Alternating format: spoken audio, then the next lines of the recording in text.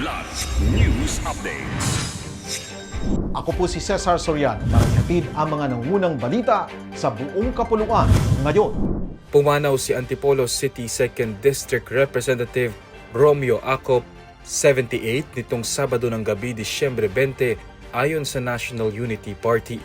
Sinabi ni NUP President at Deputy Speaker Ronaldo Puno na inatake sa puso si Acop habang nagpapagaling mula sa matagumpay na kidney transplant noong Nobyembre 28. Inilarawan siya bilang tapat, matapang at marangal na lingkod bayan at kaibigan sa mahigit 25 taon. Nagsilbi si Acop bilang kinatawan mula 2010 hanggang 2019 at muling nahalal noong 2022. Siya rin ay dating PNP CIDG Chief at naging aktibo sa mga investigasyon sa katiwalian, kabilang ang pagbunyag sa mga umano'y pekeng pangalan sa OVP confidential funds gaya ng Mary Grace Piatos. Lubos na nagduluksa ang Kongreso sa kanyang pagpanaw. Nagpapatuloy ang masusing investigasyon ng PNP sa pagkamatay ni dating DPWH Undersecretary Maria Catalina Cathy Cabral matapos ang reenactment ng PNP Forensic Group sa Cannon Road at Bued River sa Tuba, Benguet nitong December 21.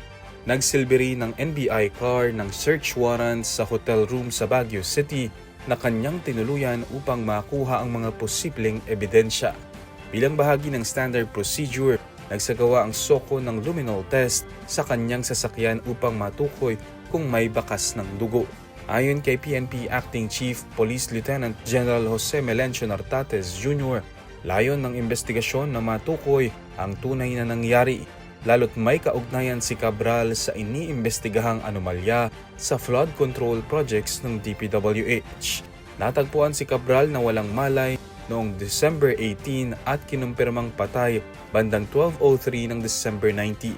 Bagamat lumabas sa autopsy na blunt traumatic injury dulot ng pagkahulog ang sanhi ng kamatayan at walang senyales ng foul play, iginiit ng PNP ang pangangailangang masiguro ang lahat ng ebidensya. Samantala, dumating na kahapon sa Quezon City ang labi ni Cabral.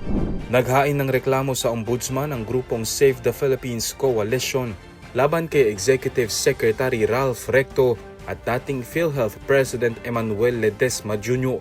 Kaugnay ito ng kontrobersyal na paglilipat ng 60 billion pesos mula sa PhilHealth patungo sa National Treasury na nangyari noong si Recto pa ang namumuno sa Department of Finance. Kabilang sa mga reklamong inihain ay graft, plunder, technical malversation at grave misconduct. Kasunod nito, sinabi ni Recto na iginagalang niya ang karapatan ng sinuman na dumulog sa korte at makikipagtulungan siya sa Office of the Ombudsman sa investigasyon.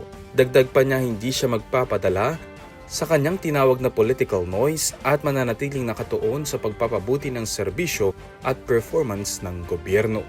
Ako po si Cesar Soriano, kasama nyo sa bawat pagputok ng balita.